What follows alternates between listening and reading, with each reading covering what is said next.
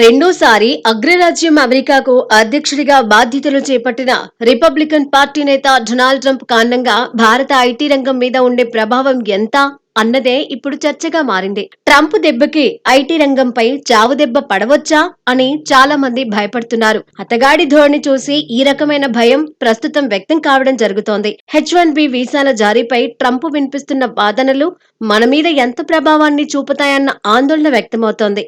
అయితే ఈ అంశంపై ఎలాంటి టెన్షన్ అక్కర్లేదని అభయమిస్తోంది ఐటీ పరిశ్రమల సంఘం నాస్కామ్. ఎందుకంటే అమెరికా ఆర్థిక వృద్ధికి సాంకేతికత కీలమన్న విషయాన్ని గుర్తు చేస్తున్న నాస్కామ్ H1B వీసాలపై వెళ్లే సిబ్బంది చాలా తక్కువ జీతాలకు పనిచేస్తారని, అమెరికా నిపుణులకు చెందాల్సిన ఉద్యోగాలను భర్తీ చేస్తారని, అమెరికాలో వేతనాలు తగ్గేందుకు కారణమవుతున్నారని అనుకోవటం కేవలం భ్రమగా చెబుతున్నారు.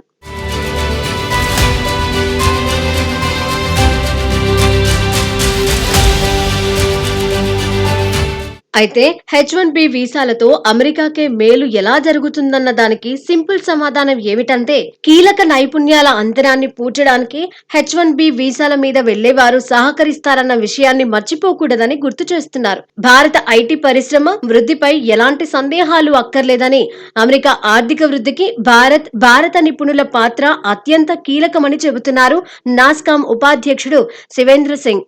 అమెరికాలో చోటు చేసుకున్న తాజా పరిణామాలతో భారత ఐటీ పరిశ్రమపై ఎలాంటి నీలి నీడలు కమ్ముకోవన్న ధీమాను ఆయన వ్యక్తం చేస్తున్నారు. అదే సమయంలో H1B వీసా ఉన్నవారు తమ పిల్లల పౌరసత్వ విషయంలో ఎదుర్కొనే సవాళ్ల విషయంలో మాత్రం తాను సానుభూతి వ్యక్తం చేస్తున్నట్లుగా పేర్కొన్న మాటల్ని అండర్లైన్ చేసుకోవాల్సిన అవసరం ఉందని చెప్పాలి.